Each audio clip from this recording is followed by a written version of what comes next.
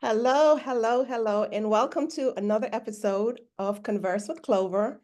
I am Clover A. Perez, and my co-host is Jacqueline Polverari. welcome, Jackie. Today we are talking about what is an evolved man and how does he show up in a relationship. And we are talking to the prolific Lewis L. Reed. We are so excited to have Lewis with us tonight. And Lewis, welcome to Converse with Clover. Hey, Clover, it's good to be on with you and Jackie. Hi, Lewis. Hey, Yes, we are so excited to see your face. And I'm going to give you this opportunity to tell the audience who Lewis is because a lot of people may not know who you are. I think everyone does, but for those who do not know. yeah, well, for those who don't know me and for those who do know me, allow me to reintroduce myself. My name is Lewis L. Reed. I'm a national criminal justice reform advocate by virtue of having served 14 years in federal prison. My past professional experience includes having conceptualized and convincing the largest city in the state of Connecticut that they needed a government office for reentry affairs, at which time I was appointed as Connecticut's first reentry director. I was in that position for about 2 years. We replicated the model across the country. From there, I left that position under fire and went on to do national work with an organization called Cut 50, co-founded by Van Jones and Jessica Jackson, where we passed about 12 to 13 bills that included the Federal First Step Act and a few state versions of that bill, which also included some Dignity for Incarcerated Women's campaigns that was led by Topeka K. Sam.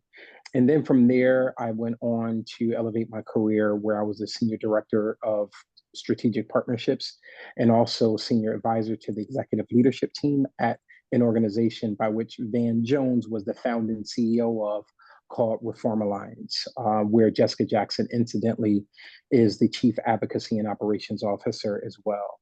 Was in that position for approximately 2 years until relatively recently, where I landed in one of two spaces. Number one, I'm the executive vice president of an organization called the Douglas Project, where we focus on humanizing the experiences of people who are incarcerated. And I am also the founder of a film production company called Decoded Story Labs, where we are exclusively focusing on documentary films.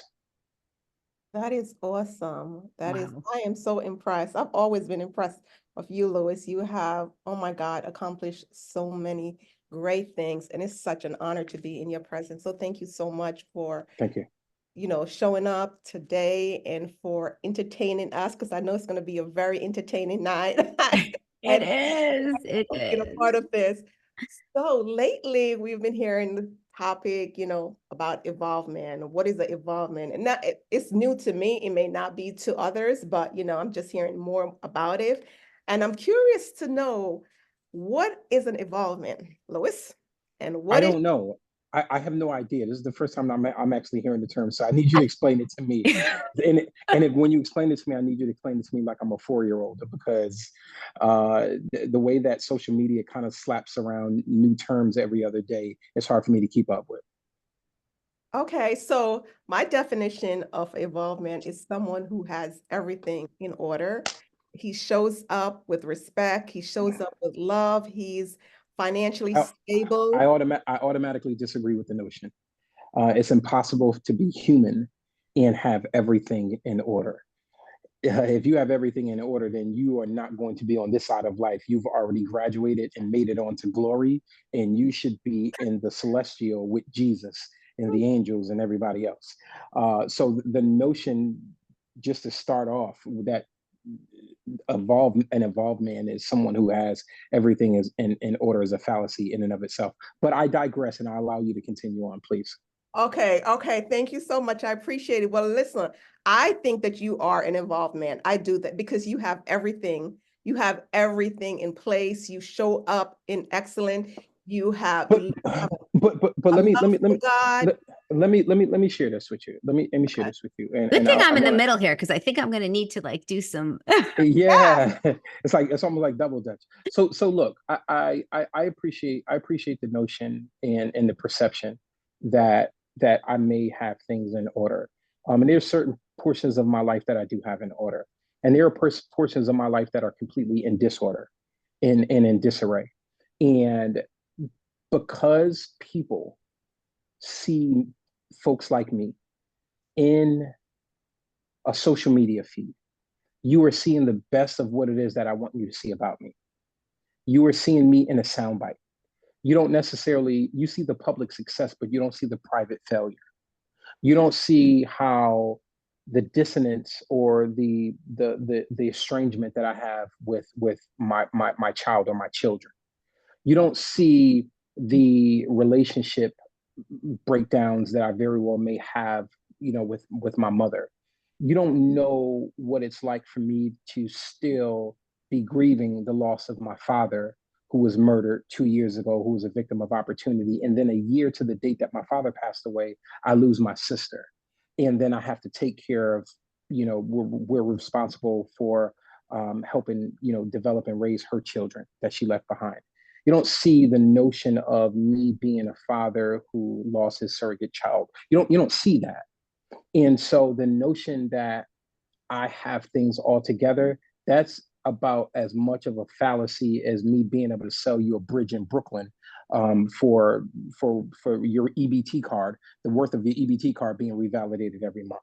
It's just not there. What I am, I'm a very flawed person who's saved by grace. And every single day, I am enveloped in God's mercies, and I'm asking for forgiveness, and I'm trying to repent, and I'm trying to recalibrate, and I am trying to reconfigure my life and reinvent myself in a way that was different from the day before. But I think that is the definition of an evolved man, a man who knows that life is about changes. An evolved man continues throughout their life to learn and grow. Mental health, physical health, it's a lifelong process to maintain. So you described an evolved man. Right. And it's an evolution every day. You're evolving and you're evolving into greatness, and you should applaud yourself for that, because compared to what we see out there, how these men show up, you are just different. And who let's make the implicit explicit. Who are these men that we're talking about? About Define that for me. Non-evolved men. It's simple. That's a good one. We're talking about a man that shows up in a relationship and expect a woman to take control, right? A woman cannot be soft, right? A man that is in a relationship with a woman and she can't be herself, right? He doesn't take care of her. He doesn't Wait. Hold up. Wait, time out. I think that this is too much of an expectation that any woman is putting on a man, that any human being is putting on another human being. I think that there's a notion about men. Let me share something with you. As I've been a man all my life, and I don't want to be anything else. Um, I'm glad to no hear that. shade. Yeah. I want to share something with you though.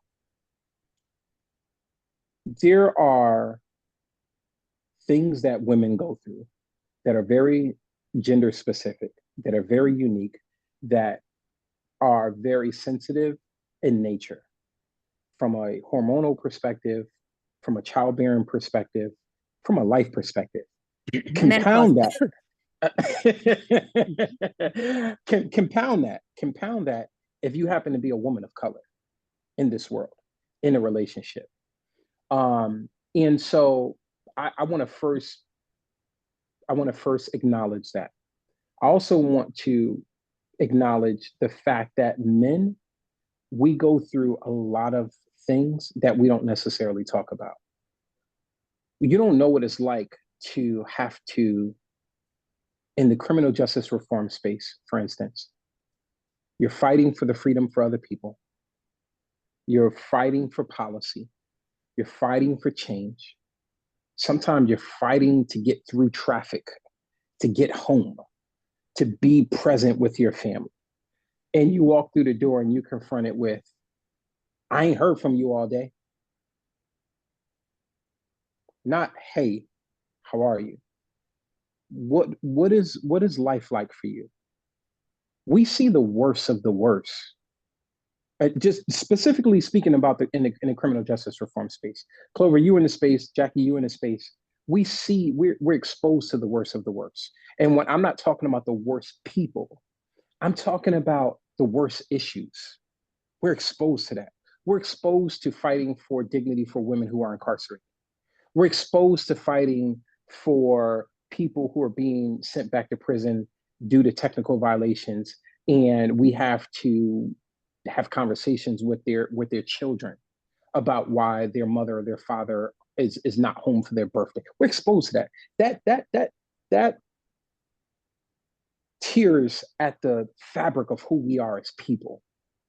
And so this notion that the man has to take care of the woman and acquiesce to a woman and be sensitive. Why can't we just as human beings be human beings to other people? My grandmama used to say, my grandmother used to say one of two things in terms of relationships. Love is simple, but it's people who are complicated. She also used to share with me that if two people in a relationship are trying to outdo the other in love, neither one of them will ever lack. Neither one of them will ever lack. Your needs won't lack. Your wants won't lack. Your desires won't lack, because I'm always trying to outdo you. You're always trying to outdo me. I like that. And we're trying to outpace one another. And so I'm never going to have this degree of resentment towards you, because here I have to be the protector. I have to be the person who's doing everything for you and you do nothing for me. And so I think that this notion of, you know, the man has to do blah, blah. No, don't get me wrong. I do think that there are roles and responsibilities that are that may be gender specific, depending on how your relationship is framed. What it is that you touch and agree on in that relationship. That's without question. That's to each his own.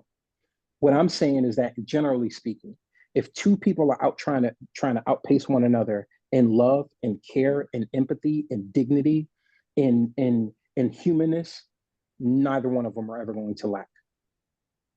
Oh, wow. I agree. And I have to say, and I always, my poor husband, because I drag him in without him even ever being here.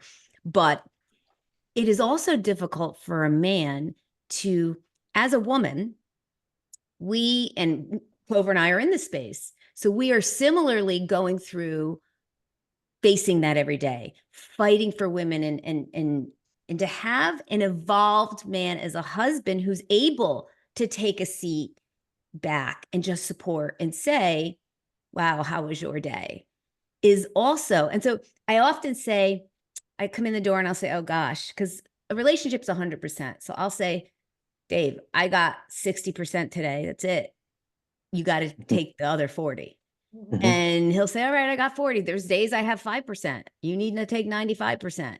And that balance, that's what I call an involvement. So what you're really describing to me is the notion of you wanting that that characteristic, right, of an evolved man. Right. So listen to what you just described, Jackie. You just said that there are times where you don't even have 100% for yourself. Right. You don't even have 100% to give yourself. But yet and still, sometimes the notion is that this person that I'm a spouse to, this person that I'm in relationship with, is supposed to give me 100% all the time. Wait, you're supposed to give me 100% No. what it is that I don't even have for myself. That doesn't make sense to me. Help No. me, please, No. Dr. Perez. No. No. I think that when I am in a situation and I don't feel complete 100%, right? And I would like to be able to draw from my significant other, right? And Yes. when That's right. he is at his lowest, he can also draw from me. I don't think there's anything wrong with that. Okay, I just wanted to Like if clarify I for the have record. 5%, he's got the 95. If I'm Right. at 70% today, you know what? Yeah. He's at, 30%. And if we're both at like 10%, we got to figure that out, because we both need to come up with a lot more percentage Mhm. so I think that the notion to me in a true partner is someone who wants to give equally together and that old school, my mother and father, they'll be married 65 years in September. Think about this, Got it. Jackie. Think about this. 65 years. That's beautiful. I think that's something to pause and be celebrated. And if there's a way that you can edit this at Clover where you can just put some effects there, we need to have some celebration, some confetti or something across the screen. Think about what relationships are going to look like in the next 60 years. I can't imagine in the next 60 years that we're going to have people say, hey, we've been together for 40, 50 years. Because everything is so instant. Everything is about me, right? The camera is always on me. When you look in a picture, if you're in a group and somebody takes a picture of you in a group and you don't like the way that you look, never mind the group looking great, but if you don't like the way that you look, you I'm like, guilty. hey, we need to take that over again. Guilty. Right? So everybody is so self-centered that there is not allowance for a 65-year run. And so if you are going to be in a 6.5-year run, the way that relationships are set up nowadays, we have to make sure that we're functioning from a space of grace, from a space of mercy, from a space of love, understanding, and also competency, like how you talked about. Hey, baby, today I ain't got 95. Yo, you know what? I ain't got 95 either. I'm only at 7.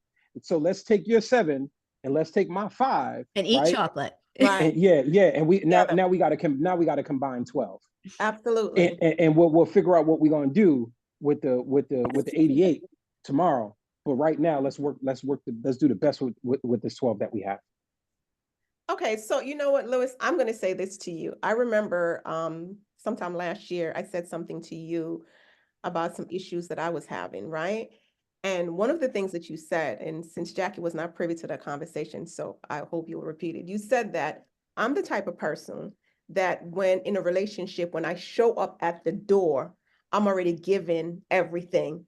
And before I step up stairs with any man, right? I'm already given a lot at the stairs. Can you get into that? Yeah. So for our viewing audience and Jackie in particular, Clover and we were talking about just some relationship dynamics that which she was experiencing. And as a friend, I was sharing with her, I know you well enough to know that when somebody gets you, they're getting your 50% is their 150. So when they get you, they're going to get someone who, in effect, is going to be walking the floors at 3 o'clock in the morning in prayer if necessary. They're going to get the full extent of your resources because you are a charitable person. You're very giving. If you got $10 and somebody needs, 7.5, they're gonna get it. And so what you have to do, and I was sharing with Clover, is that you have to think about the value that you bring. And if you are going to relax your standards, where if somebody can't, if you're loving somebody on a your 2 is the equivalent of somebody else's 10. So if somebody can't meet you in their 10 at the capacity and at the bandwidth that you show up with a 2, your 2 is the equivalent of a 10, then you have to make some decisions as to whether or not you're going to relax your standards, B, if you are going to maintain this relationship without the degree of frustration that is going to bring you, and or C, you have to be prepared to have your resources depleted because this person just can't match your fly. That person can't match your degree of love, of strength, of ... So how do we find partners today? Because it's very infrequent that we meet people that do match. Number one, you got to stay off OnlyFans. Stay off That's OnlyFans. OnlyFans. Yeah, Listen, my feet make me a lot of money. Yeah, all right. But they're anonymous though. That's the first place. The second thing is this. I think that there's a degree of old schoolness in me, as young as I am, having been raised by my grandmother and having been influenced by older people, I think that you don't find a partner as a woman. A partner is supposed to find you. I think that you are the gift. You are the prize. You are the crown. A man asks your hand in marriage. You don't ask a man's hand in marriage or in union or whatever. Wow. Once It's again, I'm it's impressed, Lewis. Yes. Honestly. yeah, yeah. Well, you don't look. You just make yourself you make yourself as prepared as you quite possibly can during the interim for that person who discovers you. And that person may discover you at the mall. That person may discover you at your house of worship. That person may discover you at a criminal justice reform conference. I don't know what the context is, but what you do is during the meantime, you make yourself as prepared as you can. And what does that preparedness look like? I'm glad that you asked the question. Number one, you need therapy. You need to work out the issues. You need to work out on your issues, and you need to work out your issues. You need to have a safe space, a brave place where you can go to and you can say, you know what, when I was 5 years old, my dad said that he was coming back to take me to the ice cream place and he never returned. That was the last time I saw my father. And as a grown adult, there's still that 5-year-old child who's peeking from the curtains of her soul, of my soul, waiting for my father to come through the door. And so every time I see a man come through the door, I think that this is a reflection, or vicariously, this is a reflection of my father, and I need to work this out.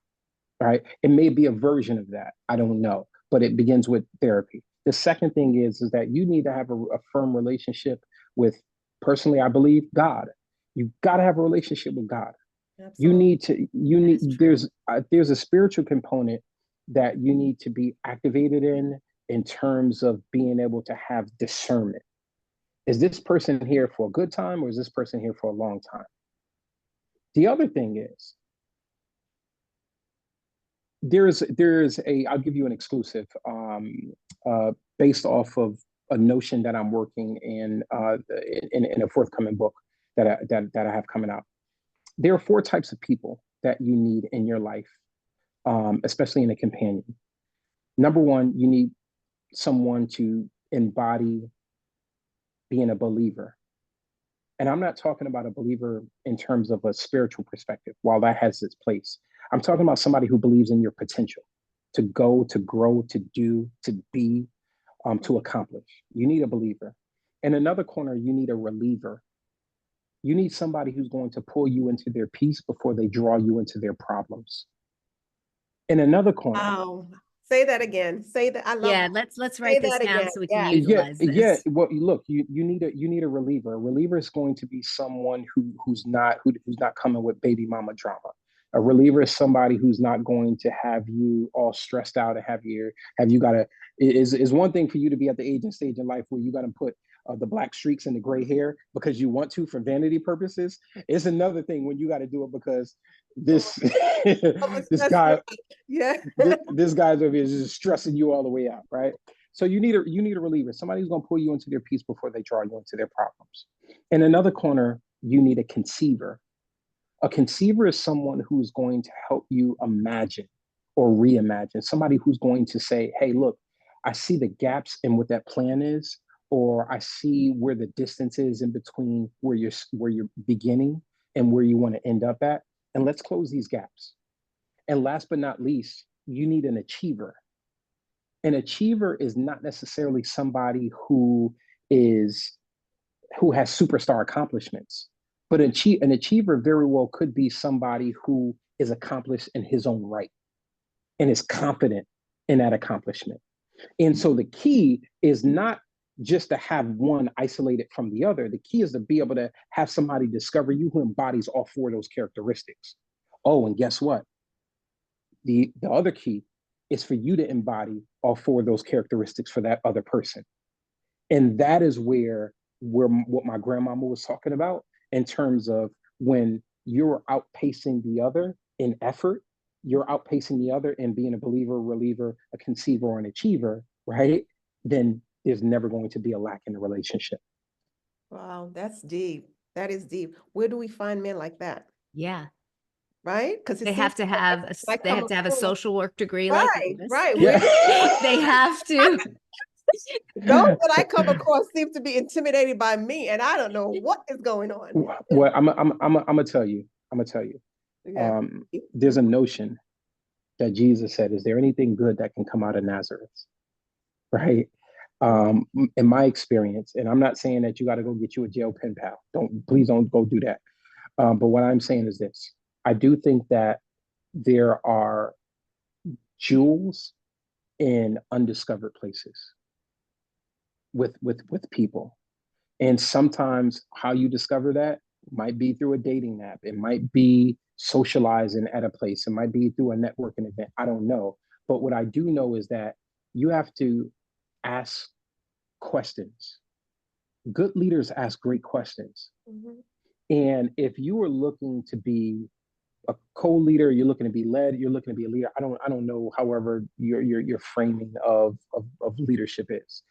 In particularly speaking about relationships, you have to ask questions. You got to ask probing questions. The person that you very well may desire might be right in front of you. He might be the mechanic over at Jiffy Lube, or the Mhm. oil technician at Jiffy Lube. No, Mhm. yeah, because that's because you got a foreign car, Clover. So Yeah, you're bringing she's bringing her car to Mercedes Benz and yeah, the That's Lexus building. right. Yeah, yeah. she ain't going That's to she ain't going that's to the Jiffy saying, Lube. right? That's not good. I would Yeah, tell you that that's never going to happen. But go yeah, ahead. yeah. It's true But though. I met my husband. He was my neighbor. I yeah. wasn't So looking. yeah, so you don't. I would say don't close yourself off to the possibilities. That conversations can be passports to deeper connections, and those deeper connections very well may not. They don't have to materialize in the form of companionship. Sometimes you can meet someone who is a great friend. You know, Mm. I consider all of us three. I have respective relationships with both of you. It's not companionships, but it's a relationship nonetheless. Mhm. And so sometimes our lives will intersect with somebody else, and we think that is one purpose, and it'll materialize into another purpose. Right, right. That is true. That is true. Yeah, that is true. Well, okay.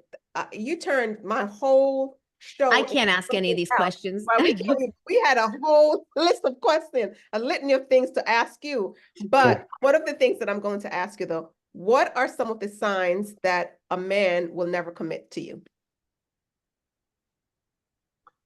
I feel like I am I feel like I'm taking locker room conversations with men, and I gotta make these things public. Drop it. Go Absolutely. ahead. Yeah, yes. So there's several things. Number one, if he can't commit to himself, if he Wow. can't commit to himself. Oh wow. Yeah. So I think that's oftentimes we look for external indicators of what people can do or what they can't do, and all you have to do is look at how they commit to themselves. So, for instance, look for little things. Hey, if somebody says, I plan on going to the gym for 3 times a week, and they haven't been to the gym in 3 weeks, and every other night they eating bonbons and honey buns. Well, there's no commitment to themselves there. Look at what that person's relationship with God is, right?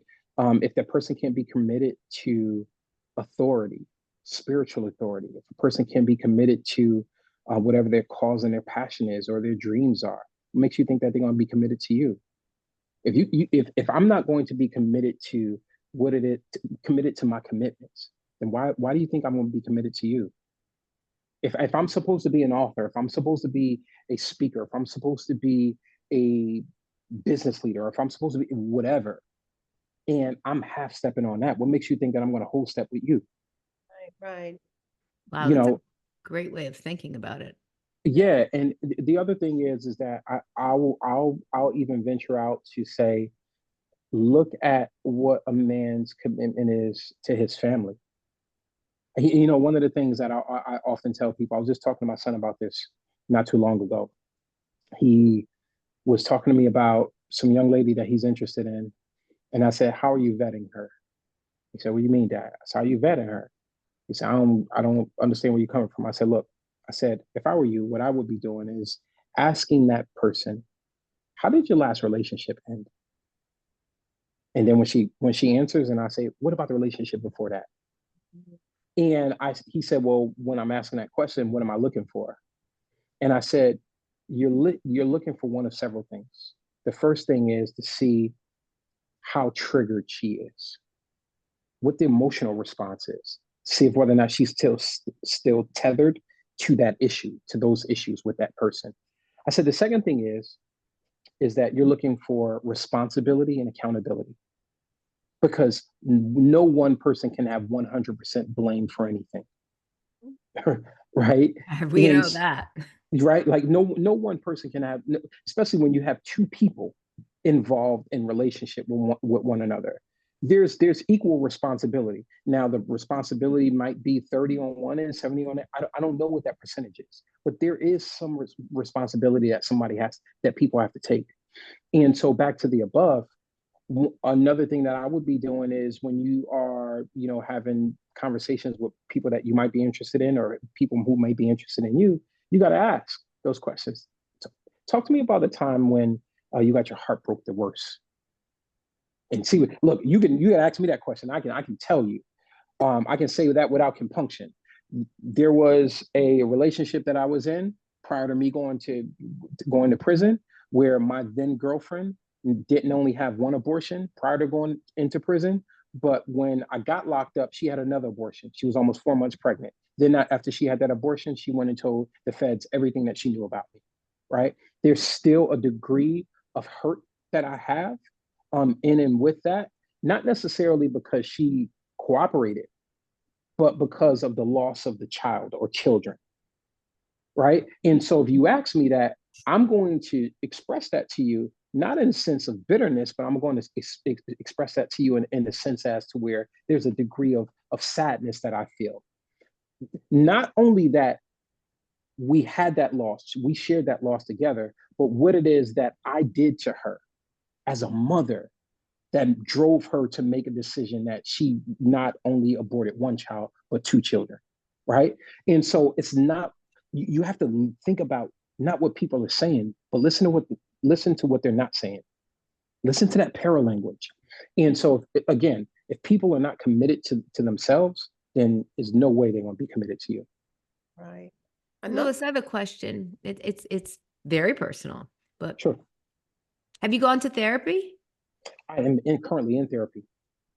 I love hearing So that, because Black men don't do therapy. I'm gonna share something with you, and this is the first time I'm speaking about this publicly. So we can get the exclusive. Hit the button. We can get the exclusive. So in 2021, I began to make a series of very poor decisions, professionally, personally, while I was at what I thought was the top of my professional game at Reform Alliance. I just began to make a series of very, very, very poor decisions.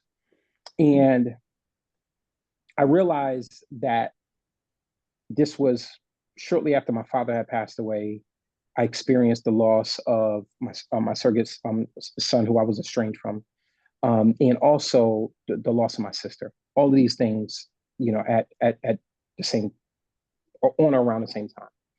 I was in my bed one night, and I had an open vision, and I saw my emotions in the form of my body go to a bridge and jump off. It was weird. It was weird. I didn't have a suicidal ideation, but I just saw like my emotions in the form of my body. I was having an outer body experience where I saw my emotions in the form of my body go to a bridge, and it jumped off the bridge. And I got on the phone with Glenn E. Martin, and we were talking, and he was helping me just navigate through the poor decisions that I had made at that time, and just trying to rediscover myself. And I told him about that, and he said, bro, you got to get help. And I'm like, what do you mean I got to get help? I don't need help, right? Like I need to like figure this other stuff out. He's like, no, you got to get help. So what I ended up doing was, here's the exclusive. I checked myself into an inpatient trauma treatment center. out in Florida. Went off the grid, off social media for 6 months. I remember you were gone for 6 months. Yeah, yeah. And I was there, and while I was there, there were three things that I discovered about myself. Number one, I didn't realize that I was dealing with anxiety, a form of depression that was acute.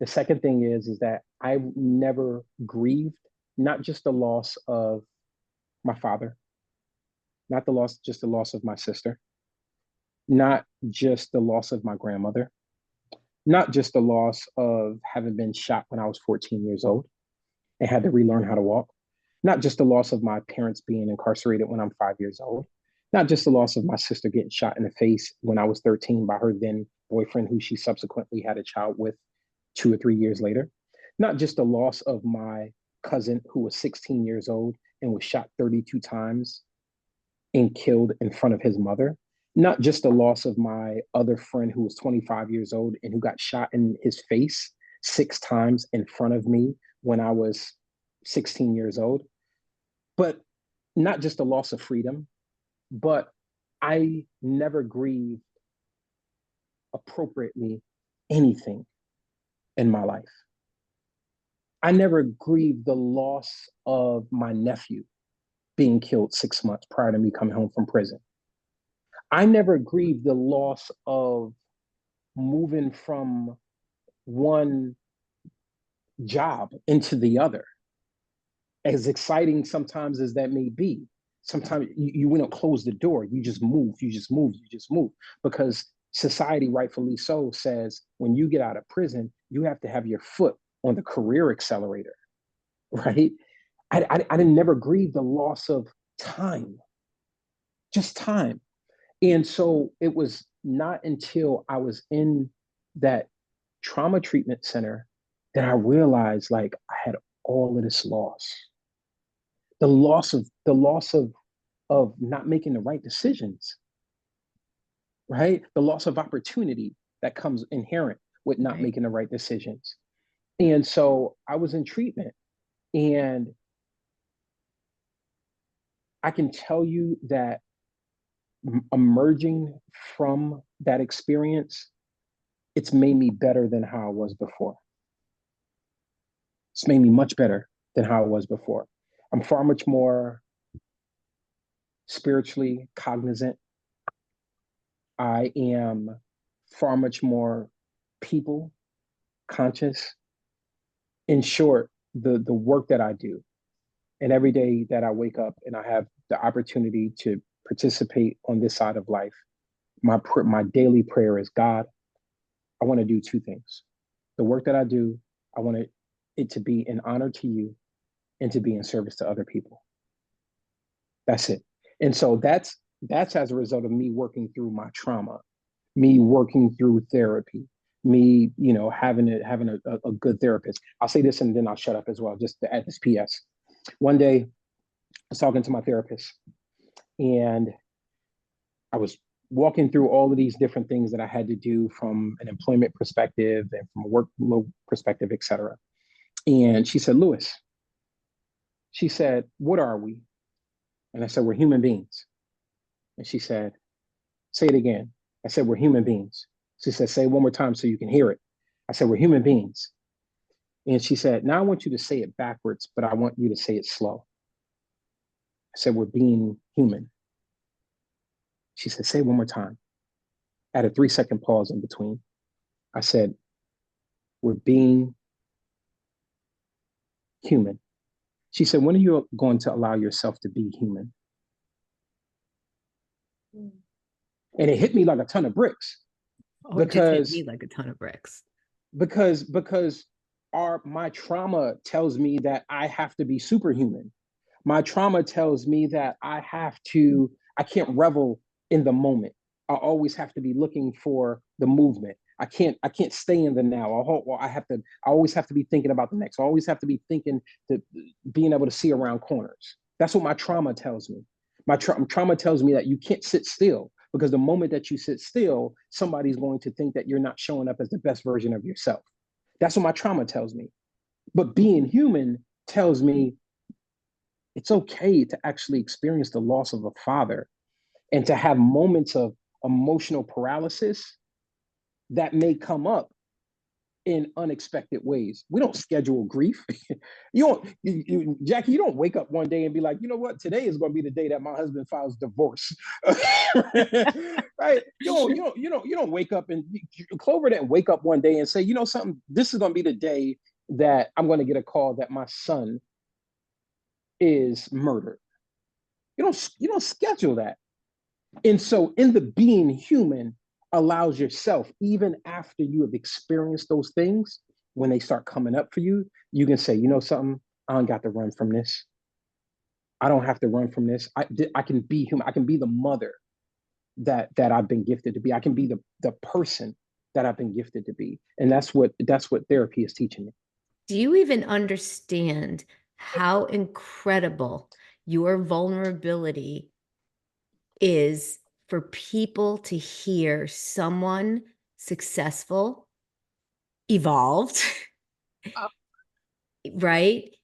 Say it now, Phil. Right? It is refreshing. It is something men need to hear. It's impressive. And wow, you blew me away. Like I just took what you said and said, wow, Jackie, you don't have to be perfect. Like I'm thinking about these things that you're saying, and I go to therapy. So my therapist must suck because quite frankly, she's never said to me, what are we? Right, Clover? Like Depends the on what type of insurance you have. vulnerability, Lewis, thank you for sharing. And it's so important. Right. And you know what? Um, Thank you, Lois. And also, Glenn is not here, but I thank him also because both of them have encouraged me to go to therapy. And I just started therapy. But I know that when you first came on, you came on very cocky. But let me say this, you have rechristened yourself and now you have evolved. So you embodied everything. Wait, 1 second. What do you mean when I came on? I came on this Oh, broadcast house? yes, you came on like, yeah, but you I say arrogant, but nah. I would say assertive. I would say assertive, but there's a lot of estrogen in the room. Well, maybe not. Jackie's estrogen level is Menopause. because Clover is like two days away from it, but Yeah, I'm vulnerable about it. I'm sorry. so this is a brave state. Go ahead, Clover. exactly what an evolved man is, right? And just, it's a lot of men don't want to talk about going to therapy. They don't want to admit that they have issues. But for you to really come out and say that, that is so refreshing. And I appreciate that about you. I always love a lot of things about you. One of the things that I told you lately is that I love how you show up now. It's not when you text, it's not this one word. And I used to hate, well, just, hey, that's it. Nothing else. And I'm like, no, Hey, I just got a text before from him. Just saw this. yeah, no, I sent him 2 paragraphs. well, I mean, Louis, I am so proud of you, really and truly proud of you. And that is basically what an evolved man is, Well, look, let me share this. I'm proud of us. Let me. I know that both of you are too modest to brag on yourself, so I'll point the personal privilege and do so. From the time that I've seen you come out of prison, Clover, and considering the challenges that you've had emotionally within the space of this nonprofit industrial complex, you have continued to demonstrate like the resiliency of a spring in the ballpoint pen. And that's something that's admirable. Many people don't know because you don't talk about this publicly, but you lost a child. Like that's not only did you lose a child, but you lost a child prior to you going into federal prison. Like you think about that. You not only do you have to deal with the emotional heaviness and emotional weight of having lost a child, somebody that you carried, somebody that you birthed, somebody that you changed, somebody that you raised, somebody that you nursed. But then compounded by the fact that you lose your freedom as well. And then you turn around and have the heart to want to have a conversation with the person who took your son away from you. That in and of itself is something to be applauded. That in and of itself is something to be celebrated. Even when I think about Jackie, the challenges that she has had being not just a white woman in this space, but the personal things that I won't make public, but I know that she has gone through in order to even get to where she is and where she wants to be. That in and of itself, that takes strength. That takes a degree of belief. That takes a degree of stick to itness to say, in spite of, I'm still going to show up. In spite of how you treat me, in spite of what you say about me, in spite of I may not check the boxes in the way that you want me to check the boxes, or you think that I'm operating in the sense of privilege the way that you think that I'm operating in, in spite of, I'm still going to. That takes strength. That takes courage. And so when I think about remarkability and I think about strength and I think about people who evolve and level up, and when I think about people who embody grace and dignity and the things that we need to see more of, not just in this space but in this world, I often think about both of you guys as well. So I wanted to put that light right back on you. Oh, that makes me feel really good, and I needed to hear this today because I was having a conversation earlier by text, really, with someone, and I wanted to do something for this person, but unfortunately, I wasn't able. And something that he says, you add to my trauma. You using my trauma against me, and you're not a good person. And I Mm. was, wow, wow. And I'm like, I was so hurt because I would never ever use anyone's trauma against them because I know how that feels. Let me share something with you. The carer in you, the person who puts other people before herself, that's the person that feels some type of way. But let me appeal to the person who you know yourself to be and other people know yourself to be. That person is the person who would have done it if she could have, but you just can't.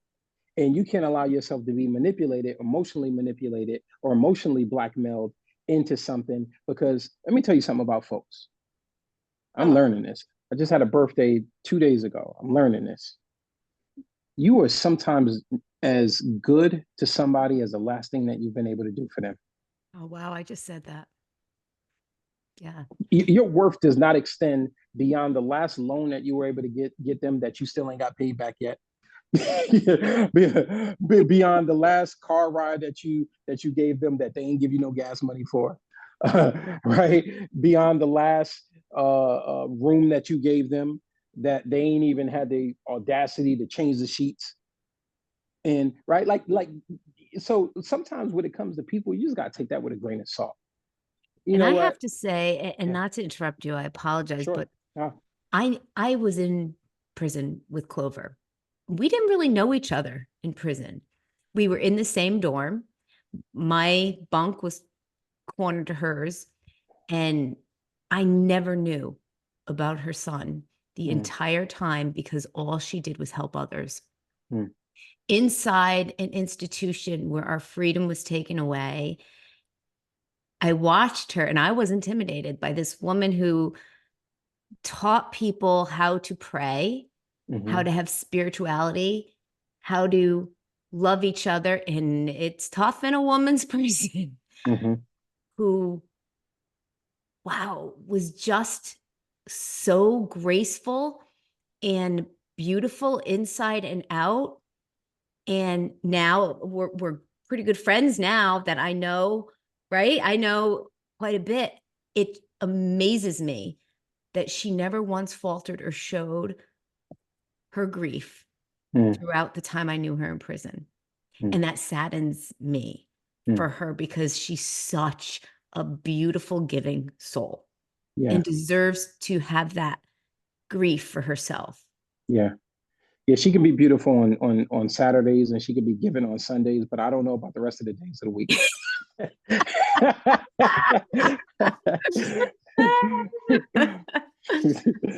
Okay, well, due to that, you know what? I need to ask Lewis 5 really quick questions.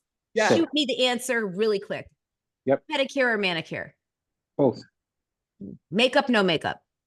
None. Movie night, candlelight dinner. Oil. Movie night, candlelight dinner. I like a good movie.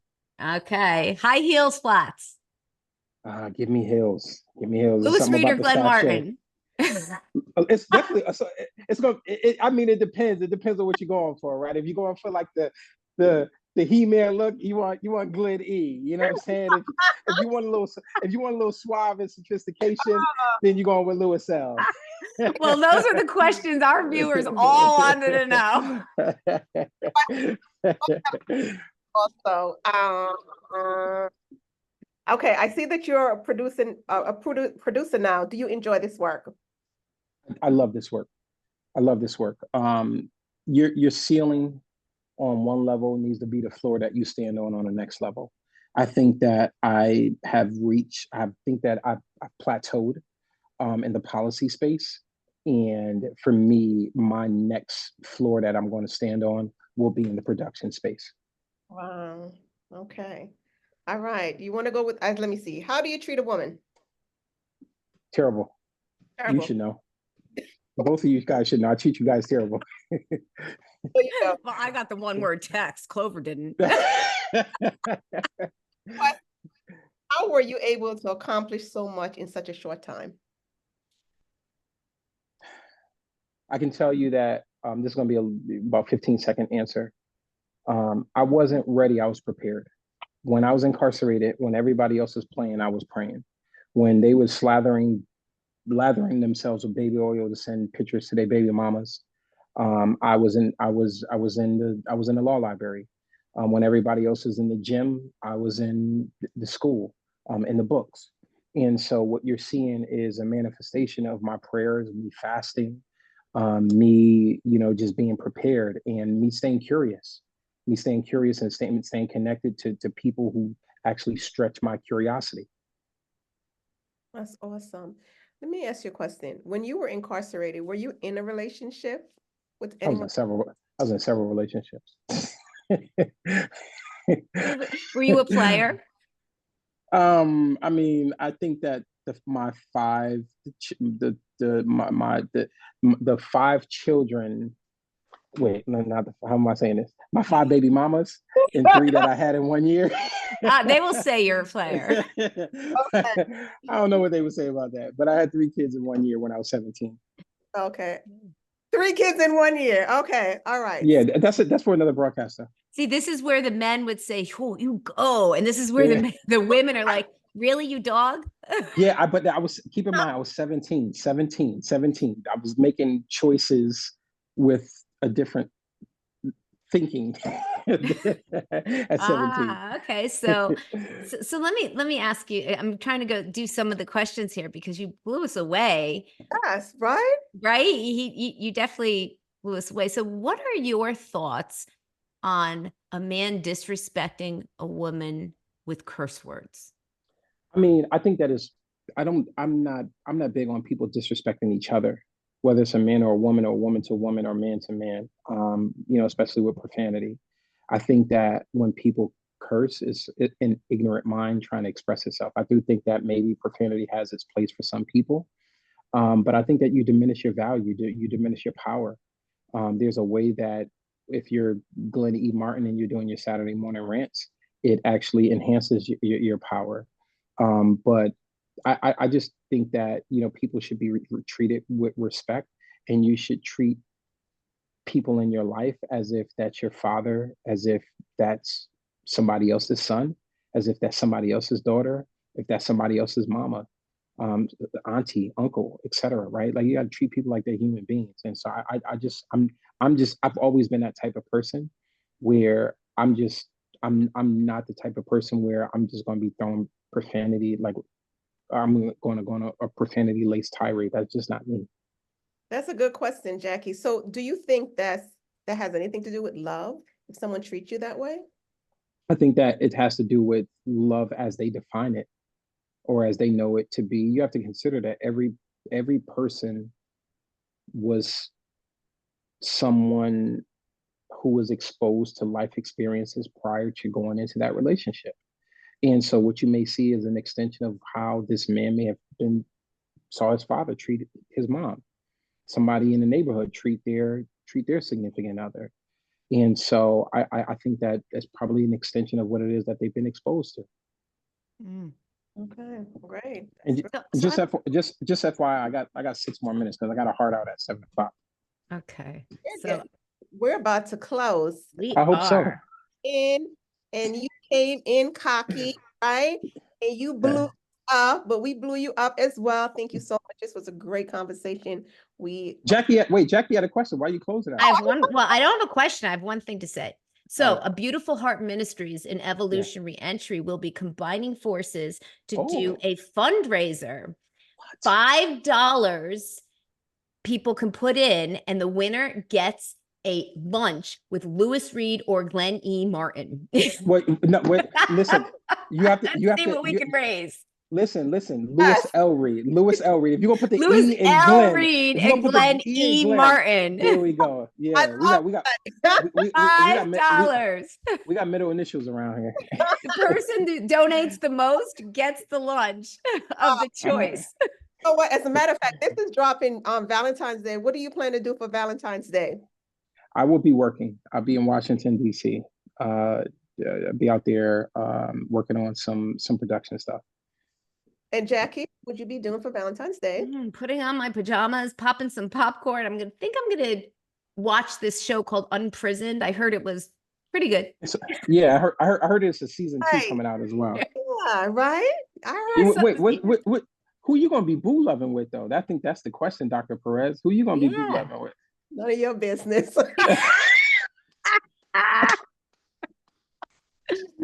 That's exactly right, Clover. Yeah, There's some things that need to stay private. That's right. Not for public consumption. This is great. Any final thoughts, words before we go? Well, look, I just want to say this. It's been a pleasure having a conversation. But, again, I think that when we make conversations binary and we don't reach, across the human aisle and pull people in, we'll continue to have kind of these battles of the sexes. And so for me, I think that we are better together than we can ever be apart from one another, no matter how you identify, whether it's a man, woman, somewhere in the middle, halfway or hybrid version of stuff. I don't know. But I do think that we are together going to be much better than we are going to be apart from one another. United we stand. That's right. All right. Thank you so much for gracing us with your presence. We really enjoy this. It was awesome. Yeah. Thank you. Wait, do it. Okay. All right. Thank you. Later. Thank you. This was wonderful, Clover. Thank you for inviting me. You're welcome.